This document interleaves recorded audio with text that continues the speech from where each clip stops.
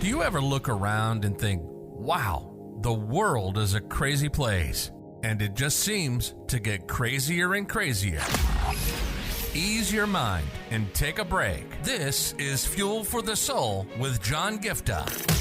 We're a hub for inspirational Christian sermons, practical keys for Christian living, and Christian discussions and interviews. You'll be inspired to live the life that you were created for. Your host is a top-ranking podcaster, best-selling author, world record holder, aerospace engineer, life coach, evangelist, and founder of John Giftah International. Welcome to Fuel for the Soul with John Giftah.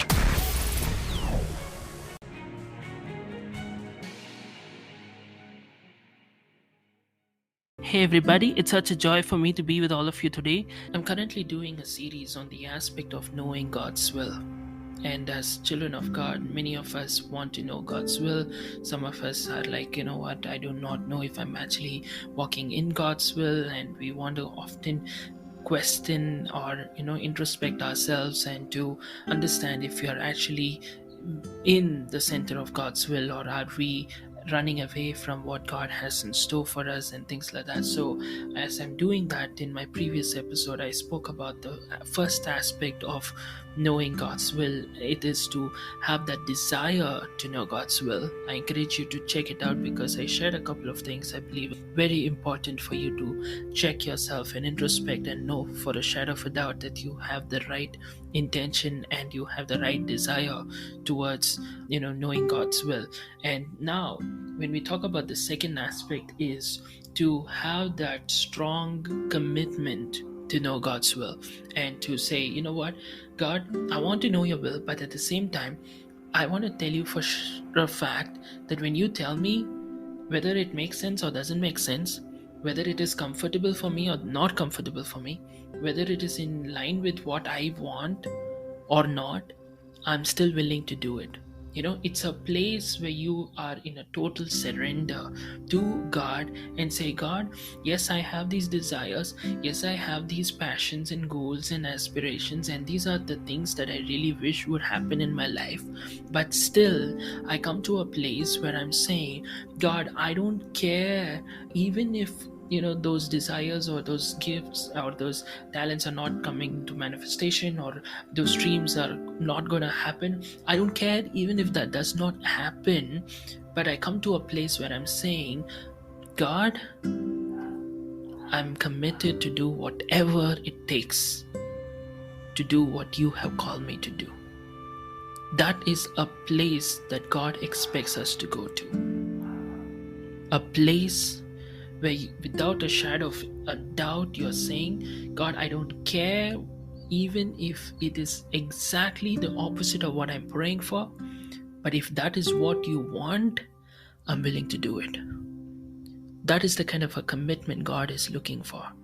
Because it's one thing to say, God, I want to know your will, but it's another thing. What if when God tells you what is his will for you and you would not go in that way, right?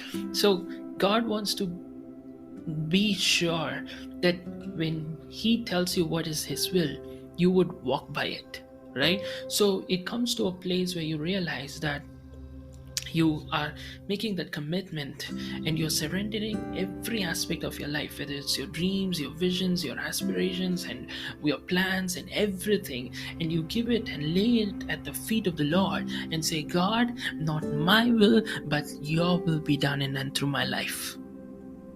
I want to share two scriptures with you. All right.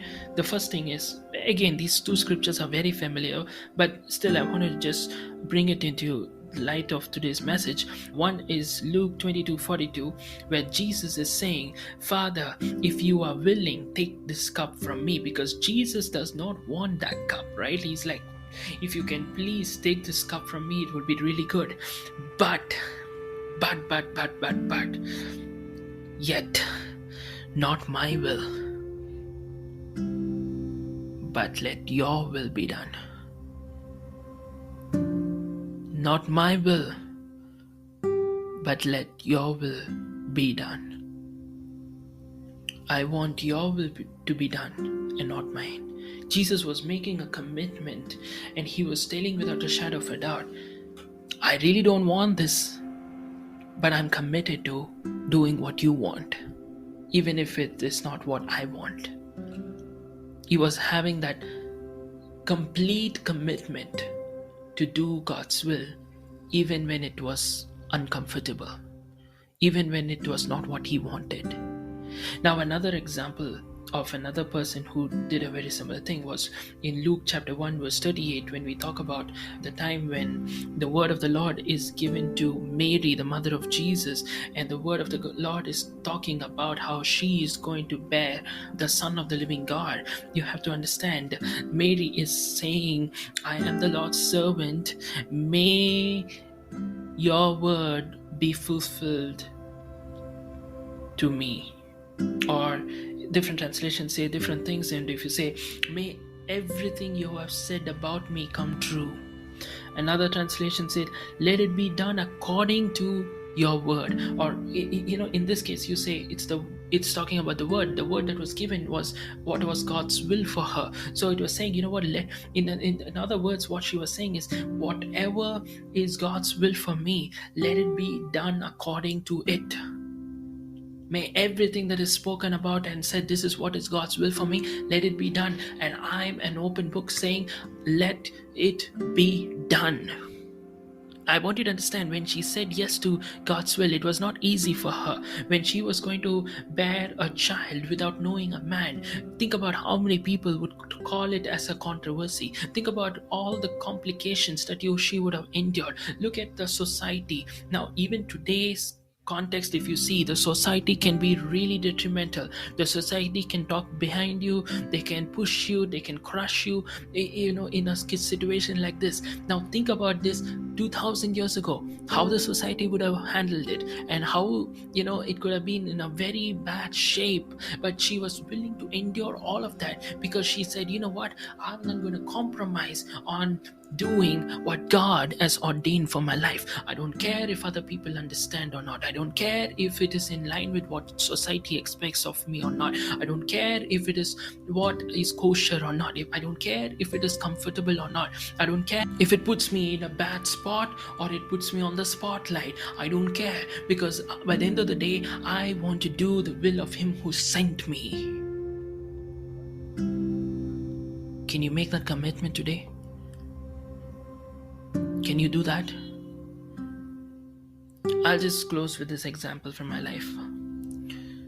Some of you know this, that because of certain reasons, I mean, though I've been praying, my personal desire and wish is that I would be in full-time ministry, or not just ministry. You wouldn't just call it ministry, but the ministry is one part, but I do have certain other dreams and aspirations that I would see income in different ways, and so that I would be able to sustain at the same time run the ministry and all of these things. But somehow I still work in a job, and then I run the ministry. So for me, I was really praying. I've been praying for many years that God will help me walk in the fullness of what He has for me.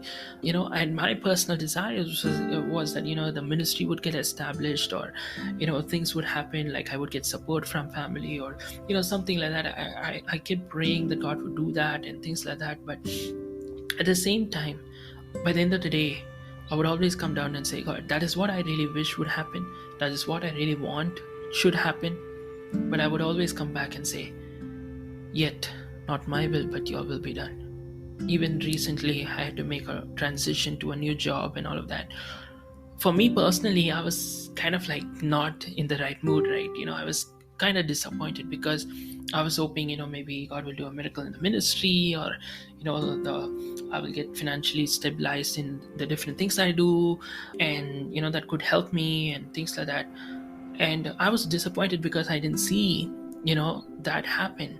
But I had to come down to this place where I had to say, God, by the end of the day, I did my best, whether it's the ministry or the podcast or my YouTube or everything. I did my best to the best of my ability.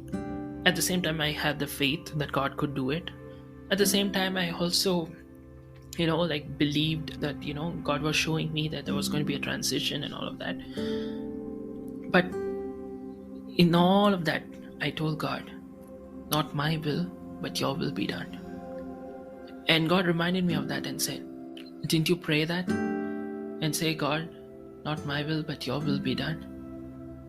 So when this is where you are and you're not able to change where you are, why don't you accept that this is what is my will? And I mean, where I am is not my permanent residence. It's a temporary phase by the end of the day. But I had to do what I'm asking you guys to do, to accept and say, okay, God, this is what I want. But by the end of the day, what I want ultimately is your will to be done in and through my life. Even though it makes me uncomfortable, even though I really wish this was not my case, even though I really wish I was in a different position or place, or maybe I would have been on a different level or whatever, even though I wish for this and that, I prayed and I did all sorts of stuff, I worked my best, but things didn't happen. I had to do what I'm asking you to do, to come to a place where I said, yes, God, let it be done according to your will. Because I can't force it, and I don't want anything that does not belong to me. I don't want anything that is not from the Lord for me. So I just take it. Okay, I did my best, but this is where God has placed me for now. So I learn to accept and say, this is God's will for me for this season. You get what I'm saying? So you have to come to that place. Even if that's not what you want, you have to accept and give yourself into the hands of Almighty God and say, God, I surrender myself to you. I surrender my will to you. I surrender my dreams, my desires, and everything into your hands. You take complete control. And when you commit yourself to that place where you say, even if it is not what I want, it's okay. Even if that's not what I dreamt of, it's okay. Even if that's not what I wish for, it's okay. Even if that makes me cry and be uncomfortable, that's okay. If that's what you have for me, I know by the end of the day, you know what's best for me. And I trust you. And that's the place I encourage you to go to. When you have that place, I want to talk about the next aspect of knowing God's will in tomorrow's section. God bless you.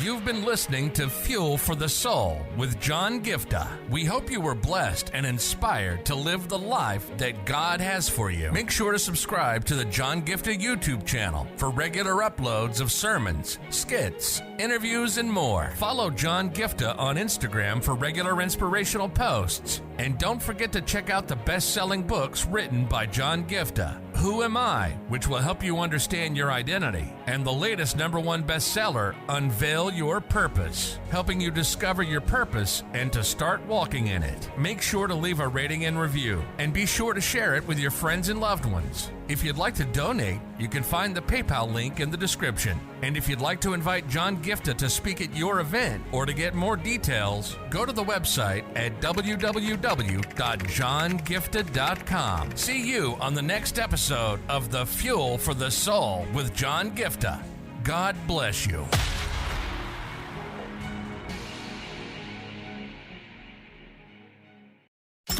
You've been listening to Fuel for the Soul with John Giftah. We hope you were blessed and inspired to live the life that God has for you. Make sure to subscribe to the John Giftah YouTube channel for regular uploads of sermons, skits, interviews, and more. Follow John Giftah on Instagram for regular inspirational posts. And don't forget to check out the best-selling books written by John Giftah, Who Am I?, which will help you understand your identity, and the latest #1 bestseller, Unveil Your Purpose, helping you discover your purpose and to start walking in it. Make sure to leave a rating and review, and be sure to share it with your friends and loved ones. If you'd like to donate, you can find the PayPal link in the description. And if you'd like to invite John Giftah to speak at your event or to get more details, go to the website at www.johngiftah.com. See you on the next episode of The Fuel for the Soul with John Giftah.